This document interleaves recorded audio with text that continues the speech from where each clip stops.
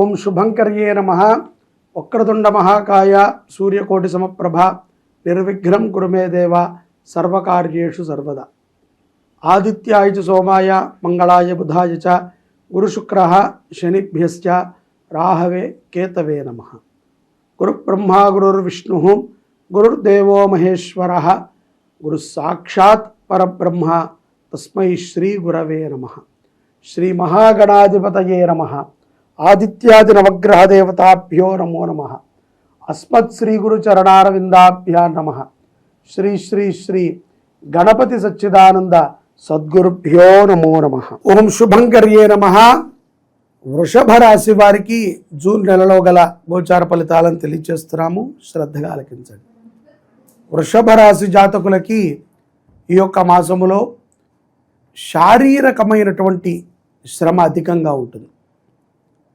ఏదో మీకు తెలుసో తెలియకో కొన్ని యాత్రలకు వెళ్ళటం ద్వారాను, లేకపోతే కొంత ఏదో మానసిక పరమైనటువంటి ఒత్తిడిని తీసుకుంటం ద్వారాను, అంతర్గత మదనం ద్వారాను కొంత ఒత్తిడికి లోనవుతూ ఉంటారు. తొందరపడకండి, అంతా కూడా శుభమే జరుగుతుంది. ఏది కూడా కీడుప్రదంగా ఆలోచన చేయకండి. వృషభ రాశి జాతకులు ఈ యొక్క ఉద్యోగం చేసుకునేవారైనా, వ్యాపారస్తులైనా, స్త్రీ పురుషులైనా ఎవరైనా సరే తగు జాగ్రత్తగా ఉండటం అవశ్యం. ఎంగిలి పదార్థాలు తినకండి. చాలామందికి ఇవాళ రేపట్లో ఒక ఫ్యాషన్ అయిపోయింది. ఎవరో కొంచెం తినిచ్చింది మనం తినటం, ఎవరో కొంచెం తాగిచ్చింది తాగటం. ఈ యొక్క అలవాటుని అన్ని రాసుల వారు మానుకుంటాం మంచిది. ముఖ్యంగా ఇలాంటి పరిస్థితుల్లో వృషభ రాశి వారు కొంత దూరంగా ఉండటము చాలా మీ ఆరోగ్యానికి ఉపయుక్తమవుతుంది. ఉద్యోగస్తులు కూడా తోటి ఉద్యోగస్తులతో కోపంగా మాట్లాడవద్దు. ఏమీ ప్రమాదం జరగదు, ఊరికనే మీ మీద అపోహ ఎక్కువ అవుతూ ఉంటుంది. ఈయన ఇలా ఉంటారు, ఈయన ఇలా మాట్లాడతారు, ఈయనతో ఇలా ఉంటుంది, ఈవిడితో ఇలా ఉంటుంది అని శాంతంగా ఉండండి. నచ్చని సందర్భాలు బాగా తాహసపడుతూ ఉంటాయి వృషభ రాశి జాతకులకి జూన్ మాసంలో. వారికి అయిష్టంగా ఉంటుంది, అన్కంఫర్ట్గా ఉంటుంది. అటువంటి వాళ్ళే చుట్టూ తాహసపడుతూ ఉంటారు. కాబట్టి కొంత జాగ్రత్తగా ఉండండి. అటువంటి వ్యక్తులు కానీ, అటువంటి సందర్భాలు కానీ మనకు గోచరించినప్పుడు కొంత మౌనంగా ఉండండి. అలాగే ఏడుపుతో ఉన్నటువంటి వ్యక్తులు కూడా వృషభ రాశి జాతకులకి ఈ మాసంలో ఎదురుపడతారు. ఎందుకో ఎక్కువగా వారంలో 2-3 సార్లు ఎవరో ఒకళ్ళు పక్కింటి వాళ్ళే ఆడవటమో, ఎదుటింటి వాళ్ళే ఆడవటమో, లేకపోతే మనం అట్లా వెళుతుంటే ఏడుపు మొహాలు ఎదురు రావటమో, ఇవి జరిగి కొంత సెంటిమెంట్గా ఫీల్ అవుతూ ఉంటారు. కంగారు పడద్దు. ముందే చెప్పాను కదా, కొంత అసందర్భంగా సిచ్యువేషన్స్ ఉంటాయి గ్రహ మార్పిడి సమయంలో. తొందరపాటుతో మనము అయ్యో ఏదో జరిగిపోతోంది, ఏదో అయిపోతోంది అని కంగారు పడకూడదు. అలాగే కుటుంబ విషయంలో ఏ నిర్ణయాన్ని తీసుకున్నా సరే వృషభ రాశి జాతకులు పెద్దలతో, మీ ఆప్తులతో, అనుభవజ్ఞులతో చర్చించి నిర్ణయాలను తీసుకోండి. ఊరికూరికినే ఏదో ర్యాండమ్గా తీసేసుకోవటం, చేసేస్తామంటాం, తీరా చూశాక నలుగురితో మాట్లాడాక ఇది ఎలా సాధ్యపడుతుంది అని అనుకోవటం, అప్పుడు మళ్ళీ మార్చుకోవటం వద్దు. ఏది ఉన్నా భార్యాభర్తలు చర్చించండి, లేకపోతే తల్లిదండ్రులతో చర్చించండి. భార్యాభర్తలుగా లేనటువంటి వాళ్ళు తల్లిదండ్రులతో చర్చించండి అంటే భార్యతో చెప్పొద్దని కాదు అర్థం. పెళ్ళి కాని వాళ్ళు తల్లిదండ్రులతో చర్చించండి. పెళ్ళైన వాళ్ళు ముందుగా మీరిద్దరూ మాట్లాడుకుని మీ పెద్దలకి చెప్పండి, మీ యొక్క వెల్విషర్స్కి చెప్పండి. వారు ఇచ్చినటువంటి సమాచారం మేరకి మీ అవగాహనతో జోడించి మీకున్నటువంటి అనుమానాలను కూడా చర్చించి అప్పుడు ఒక నిర్ణయానికి రండి. గృహోపకరణాలు కొంటారు, నూతన గృహ నిర్మాణ విషయంలో మంచి నిర్ణయాలను తీసుకుంటారు.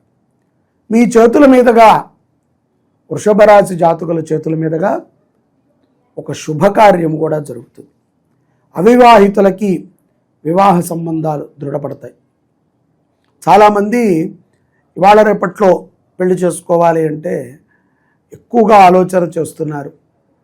తల్లిదండ్రులు ఎలా ఉంటారో, భర్త బాగానే ఉంటాడా, అప్పుడప్పుడు ఇంటికి వెళ్ళొచ్చా, రోజు ఫోన్ మాట్లాడుకోవచ్చా, ఎక్కువసేపు వాట్సాప్ చేయొచ్చా, ఇలాంటి ఏదేదో లేనిపోని కండిషన్స్ పెట్టుకుంటున్నారు. యథార్థంగా నచ్చిన వ్యక్తితో స్త్రీ ఉండటము వివాహ బంధానికి ప్రతీక. అలాగే మిమ్మల్ని నచ్చి వచ్చినటువంటి స్త్రీని గౌరవిస్తూ మీ తల్లిదండ్రులని వారి తల్లిదండ్రులని కూడా సంరక్షిస్తూ ఒక కుటుంబంగా ఏర్పడటమే వివాహ జీవితం. కాబట్టి ఇవన్నీ కూడా ఆలోచన చేయండి. అనవసరమైనటువంటి వ్యక్తులని మీరు నిర్ణయాలను తీసుకొని వాళ్ళని పిలిపించి వాళ్ళతో చర్చించి మాకు కొంత ఫ్రీడమ్ లేదనుకోవటము, లేకపోతే నిర్ణయాలను తీసుకోలేవరనుకోవటము అనుకుని ఏదో తొందరపాటుతో మంచి మంచి సంబంధాలను పోగొట్టుకుంటున్నారు. కొంతమంది మంచి సంబంధాలలో ఉన్నప్పటికీ ఏదో ఒక చిన్న చిన్న కారణాల చేత విడిపోతున్నారు. కాబట్టి పైకి మనము మెచ్యూరిటీగా కనిపించటం కాదు, మన ఆలోచన కూడా మెచ్యూరిటీగా ఉండాలి. ఇవాళ రేపట్లో సమాజంలో ప్రతి స్త్రీతో పురుషుడు మాట్లాడుతున్నాడు, ప్రతి పురుషుడితో కూడా స్త్రీ మాట్లాడుతోంది. ఆ మాత్రానికే మనం రంకు కట్టేయకూడదు. ఇతను ఇంతేనండి అని మనము నిర్ధారణ చేయకూడదు. ఈవిడింతేనండి అని ఆలోచన చేయాలి. ఎవరు ఎలాంటి వాళ్ళు అనేది మనం ఆలోచన చేసి అప్పుడు మనం మాట్లాడాలి. విద్యార్థులు కూడా మీ విద్యాబుద్ధుల మీద శ్రద్ధ పెడితే చక్కటి భవిష్యత్తు మీకు లభిస్తుంది. కోర్టు వ్యవహారాలు కూడా ఆనుకూలించే విధంగానే ఉన్నాయి వృషభ రాశి జాతకులకి. పౌర్ణమి తర్వాత ఆరోగ్యం మీద కొంత శ్రద్ధ పెట్టండి. అలాగే వ్యాయామం చేయండి, యోగాభ్యాసం చేయండి. ఈ యొక్క వృషభ రాశి జాతకులు సంపద విషయంలో మీరు తీసుకున్నటువంటి ఒక నిర్ణయము మీ సంపదని వృద్ధి చేస్తుంది. షేర్ మార్కెట్లో పెట్టుబడులని పెట్టేటువంటి వారు కానీ, షేర్ మార్కెట్లో నిత్యము ఆడేటువంటి వారు కానీ, లేకపోతే స్పెక్యులేషన్స్లో సంపదని వృద్ధి చేసుకునేటువంటి వారు కానీ, రియల్ ఎస్టేట్ వ్యాపారస్తులకు కానీ శుభ పరిణామాలు గోచరిస్తున్నాయి. వాహన ప్రమాదము త్రుటిలో తప్పుతుంది. కాబట్టి ఏదైతే జాగ్రత్తలు చెప్పారో వాటిని పాటించండి చాలు. సీట్ బెల్ట్ పెట్టుకోవటం, హెల్మెట్ పెట్టుకోవటం, నిదానంగా వెళ్ళటము, ఫోన్ మాట్లాడకుండా వెళ్ళటము, ఓవర్ స్పీడ్తో వెళ్లకుండా ఉండటము, మద్యము సేవించి వెళ్లకుండా ఉండటము ద్వారా మిమ్మల్ని మీరు కాపాడుకుంటూ మీ ఎదుట వారిని కూడా కాపాడగలుగుతారు. లేకపోతే అకారణంగా ఒక కుక్కనైనా గుద్దచ్చు, పిల్లినైనా గుద్దచ్చు, దేనినైనా జంతురాశువులైనా గుద్దచ్చు, మనుషులనైనా గుద్దచ్చు. మన నుంచి ఎవరికి ప్రమాదం జరగకుండా ఉంటే మనము అది ఎంతో పెద్ద ఉపకారం చేసినట్టు సమాజానికి. అలాగే శాకాహారాన్ని మాత్రమే భుజించండి, మాంసాహారం తీసుకోవద్దు. వృషభ రాశి వారికి మాంసాహారంతో కూడుకున్నటువంటి కొన్ని రోగాలు ఉంటాయి. అది అలవాటైపోయి వారం వారం తినటము ఒక అభ్యాసంలాగా తయారైపోయి అది తినకపోతే బుర్ర పనిచేయదు, కోపగ్రస్తులు అవుతూ ఉంటారు, అరుపులు. అది తింటే శాంతం అనుకుంటారు, అది తిన్నప్పుడే శాంతం, తిన్న తర్వాత ఆ తిన్న యొక్క మాంస లక్షణాలన్నీ కూడా మానవుడి మీద ఉంటాయి. కాబట్టి ఆరోగ్యాన్ని కాపాడుకుంటూ ఉండాలి. అలాగే గ్రహ మార్పిడి చేత కొన్ని లాభానష్టాలు సర్వసాధారణంగా జరుగుతూ ఉంటాయి. కాబట్టి వాటిని అనుసంధానం చేసుకుంటూ ఇష్టదైవాన్ని ఆరాధన చేయండి. ఏ ఆరాధన ద్వారా మనకి సత్ఫలితాలు వస్తాయి వృషభ రాశి వారికి అంటే ఇష్టదైవ ఆరాధన వల్ల. అలాగే గోమాతని దత్తత తీసుకుని పోషించండి. చంద్రుడు గ్రహాలలో మనఃకారకుడు. చంద్రుడి యొక్క అనుగ్రహం మనం పొందాలి అంటే వెండిని దానం చేయాలి. శ్రీ శుభంకరి దేవాలయంలో అమ్మవారికి చీరని, రజతం అంటే వెండి చీరని తయారు చేయిస్తున్నాం. శక్తి ఉన్నటువంటి వారు ఆ రజత చీర నిర్మాణంలో మీకు తోచిన విధంగా పాల్గొనండి. ఓం రజతాచల శృంగాగ్రమధ్యస్థాయే నమో నమః.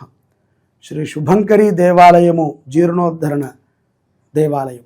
ఈ దేవాలయంలో గౌరీ సమేత శ్రీరుద్రస్వామి వారు ఉన్నారు. వెనకాల గౌరీ అమ్మవారు, ముందు స్ఫటికలింగం. ఈ గౌరీ అమ్మవారికి గత 5 సంవత్సరాల నుంచి కూడా దివ్యముగా దేవీ నవరాత్రులు, అనేక చండీ పారాయణలు, చండీ హోమాలు, నిత్యము కూడా చండీ పారాయణ కార్యక్రమం జరుగుతుంది.